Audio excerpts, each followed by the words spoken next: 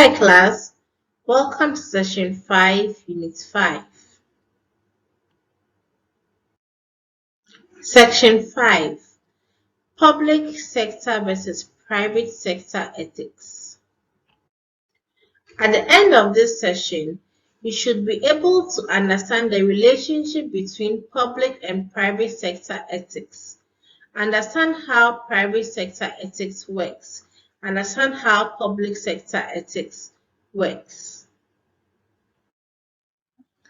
What is ethical behavior? Ethics, we keep saying, is standards or morals that dictate what is right from what is wrong. It's culturally based. So based on your culture, you would have some values that is ethically important to you. Formed upon society expectations. What the society expects is what we call values, beliefs, principles. It varies by person, and by situation. Public sector versus private sector ethics. Public servants have additional, more rigorous sets of standards and constraints than those in the private sector. So because you work in the public sector, there could be some laws and regulations that regulate how you should behave in an organization aside the industrial beliefs and morals. Private sector activity is motivated by the bottom line, whereas the public sector has no such motivation. The bottom line we mentioned is ecological, social, and sustainability and economic conditions. There is a regime of administrative and constitutional law that informs the actions of public servants and that applies to their work in a more direct manner than private sector. What factors influence individuals' choice of ethical standards? Everyone develops their own code of ethics based on their personal traits and characteristics, individual perception of what is right and what is wrong, family background and training from onset, how your parents bring you up forms your code of ethics, culture, how you grew up in the community that you grew up in, what is the culture that they hold dear, society's expectations in the community that you find yourself, what are their expectations of how you should behave, religion, what are the basic principles, fundamentals, values of the religion? Occupation. Some occupations they teach you, they mold you into how they want you to behave. Accountants are taught to be transparent in their dealings. Peer group, the friends you make as you grow in life, determine how your code of ethics would be. Experiences, based on your experiences, you may decide some code of ethics that you think is good for you or not. How can ethical behavior be assessed? Gather the relevant factual information. It's important that you work with facts. So when you want to assess an ethical behavior, it's important that you gather the relevant information that you have. Analyze the facts to determine the most appropriate moral values. So if you are solving an issue, you've gathered all the facts of the situation. Now you need to analyze the morals that you think is important to solving the situation that you find yourself in. Make an ethical judgment based on the rightness or wrongness of the proposed activity or policy. So now based on the facts that you have, you've decided on some appropriate moral values. Now make an ethical judgment on the one that you think is right for the action and eliminate the ones that is wrong for the action or the policy you seek to take. Ethical norms for assessing behavior include utility, rights, justice, caring. So utility here means Does the act optimize what is best for all those involved? Utilitarian approach for the greater good. The rights. Does it respect the rights of the individuals involved? Is the behavior fair? Does the act demonstrate responsibility towards others? So these are ethical norms, the four ethical norms that are used in assessing an ethical behavior. Utilitarian for the greater good, the rights, the fairness, and does it demonstrate responsibility towards others? Ethical issues in managerial ethics include promoting the interests of owners or shareholders and investors, make profit from customers or citizens, be socially responsible to customers and communities, promote safe environment, promote ethical business practices. Behavior towards employees determines some of the ethical issues in an organization. Firing, hiring, wage, privacy, etc. Some decisions that are not illegal but still unethical.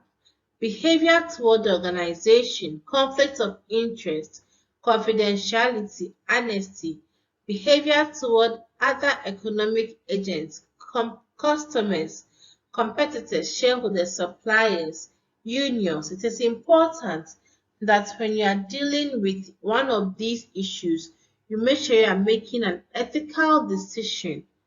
That's why you need to gather the facts and identify the morals in that particular fact, with that particular fact that you have, and you make a judgment on which one would be appropriate for your situation. Challenges in private sector ethics. Improper financial management. This is very evident because in some private organizations, because there's no external audit control, there is misappropriation of funds, misuse of funds, and there's no audit to show how finances were handled in the organization. Insider training. Insider training is when someone in the organization would tell his or her friend or the family member that, oh, this trade is going to happen. Maybe our sales prices are going to be reduced. Buy it in the next 1 week, it will gain value because of some investment move you are going to make. Or they'll tell the other person that you need to come and withdraw your funds because we are going into bankruptcy. These are some of the things that is being faced in the private sector. Misrepresenting financial information. Sometimes these private organizations or sector do not follow the laid down rules in entering their finances. Lastly, they don't follow the accounting rules for fund representation, so they end up making some omissions and misappropriation. Corporate charitable donations. Some private sector organizations have issues with the corporate social responsibility aspect of being socially responsible. So sometimes they are unwilling to contribute to charitable donations because they think they are there to serve their own needs. So they work their main aim is to what? Maximize profit. So corporate charitable donations is also a problem in the private sector. Company practices and business ethics. Sometimes because it's a private organization, sometimes they may not even be listed. Because of that, some company practices may not be willing to inculcate business ethics. Sometimes too, they find it difficult to put the two together and align the obligations of the organization to that of what is expected to them to be ethically responsible in a society.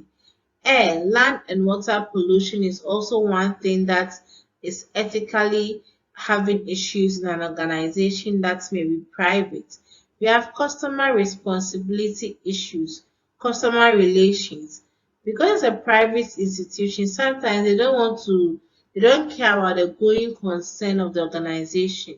They just want to make money, short-term goals. So they don't treat their customers as if they are the bloodline of the organization. Employee responsibility issues is also very important. Here we talk about human resource issues, working conditions, employee benefits packages. How do private sector treat this ethically?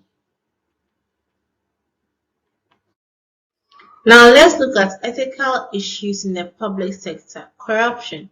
Corruption is a very big deal in our public sector.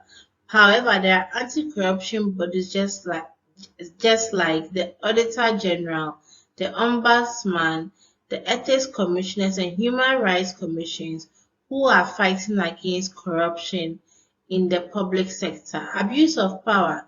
Mostly people in power decide that, okay, so I'm in power, this is my power, so I'm going to do things my own way because I'm a public servant. So I'm going to use the power to my own benefit or do things that threatens people or doesn't make people feel safe at a point in time. Conflict of interest. Sometimes people in power want to deal or make actions to their personal interest and not to the government or the governmental organization because they believe that the government is for everybody. So as I've come, let me also enjoy my personal interest. Let me make decisions that will benefit me and myself. When I go, someone else will come. It's a government body. It won't collapse even if I do this or I don't do that. Discretion. Discretion here we mean ability to exercise judgment and discriminate between course of action. So discretion, at your own discretion, you have the power. How would you be able to judge and make choices between course of actions in an organization? Partisanship. Here we mean loyalty to government and not to political party. Loyalty to government and not to political party. So irrespective of what political party is in power, you are loyal to the government and not to any political party that you are affiliated with. Public comments. Public servants should remain anonymous and stay out of the limelight. However, it's going to be an ethical issue of whether the person wants to come out in the limelight or wants to stay anonymous in carrying out its functions for the organization. Then we have lying for the public good. Sometimes you think you should lie for the public good. If something is going on very bad in the organization, is it ethical for you to decide that I want to lie for the public good? Abiding by code of conduct. It is important that irrespective of the fact that you are in an organization, you go by the code of conduct that has been set down for you by governments. Addressing ethical issues in the public sector. Governments or every government is required by national and international laws to promote public interest, respect for human rights, promote safety and security of citizens, promote sustainable development, meet the welfare, that is the social needs of citizens within the state, promote social justice, fairness and equity distribution of resources, promote sustainable environment, respect international laws, respect the sovereignty of other countries, promote peace and security internationally and nationally, prevent racism and discrimination in the job or working in the sector. So it's very important that these issues, the governments make sure that they use them to solve any ethical issues in the public sector. Now let's look at ethical dilemmas faced by public servants. They include administrative discretion. your ability to decide or make judgments at a particular course of action. Corruption, nepotism. Nepotism is favoritism, favoriting people because they are your friends or they are your family. Administrative secrecy, information leaks, public accountability, policy dilemmas. These are ethical dilemmas faced by public servants in their duties in the organization. Democracy, accountability and responsibility. Democracy is the ability of the people to hold their elected officials accountable for their actions. So after you voted someone into power, it is your ability to be able to hold the person accountable, because democracy is your right to vote, your right to a voice, your right to make decisions. So if you vote someone into office, it is your ability, or it's your response, it's part of your ability to be able to hold the elected official accountable for their action. Ministerial responsibility includes who is directly and personally responsible when the government fails to fulfill certain functions or obligations in the organization. Thus, these ministerial persons or team are the ones who will query the government, the political party, about how or why they are failing to meet certain obligations or fulfill some promises that they made to the public. Accountability and public servants. Five overlapping contexts within which accountability is applied to public servants. We have accountability to superior, accountability to elected officials, accountability under the law, accountability to professional norms and institutions, accountability to the public.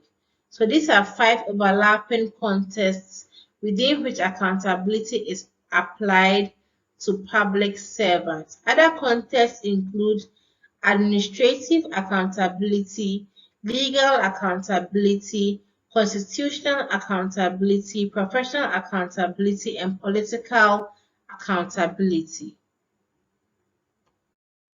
Accountability in action. The role of the Office of the Auditor General. The Auditor General is the one responsible for auditing the accounts of the government. So they're going to ask questions like, is the government keeping proper accounts and records and presenting the financial information accurately? Did the government collect or spend the authorized amounts of money and for the purpose intended by government?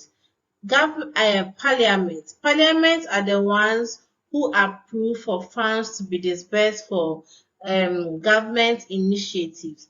So as the parliament approved, was it used for the right thing that they approved the funds for? Were the programs run economically and efficiently? Does the government have the means to measure their effectiveness correctly? Now let's look at how to address ethical issues. We can use the media and ethics. So here the media can put people in their shoes, make sure that they are on their toes in ensuring an ethical conduct in an organization. Training and education is very important. You want your people to behave in an ethical manner, so you give them the training so that they can keep on working in an ethical manner. You give them the education necessary to behave in an ethical manner. Role models are very important. Sometimes you are growing up and you see how people behave and you decide, I want this person to be my role model. So you are going to inculcate the ethical behavior of that person, and it will help solve some ethical issues. An attentive citizen is important in addressing ethical issues. Sometimes vigilant citizens are able to draw our attention to something that an organization, be it private or public, is doing that needs to be brought into the limelight so that it can be solved to avoid any further unethical actions. Changing role of public servants. Sometimes you have to change the role of some public servants so that they don't become comfortable in the position that they are, so that they begin to now know the strengths and the ropes and the parts of an organization and decide to do things that favors them by acting unethically. A combination of the above factors is going to be a very effective way of dealing with ethical issues. We have come to the end of this session. We have learned about ethical behavior and the relationship between public and private sector ethics. We have identified what factors influence individuals' choices of ethical standards and ethical norms for assessing behavior. We have also learned about ethical issues and challenges in private and public sectors and how to address them. We learned about democracy, accountability, and responsibility. We also identified theories for public sector ethics. See you in the last session of Unit 5.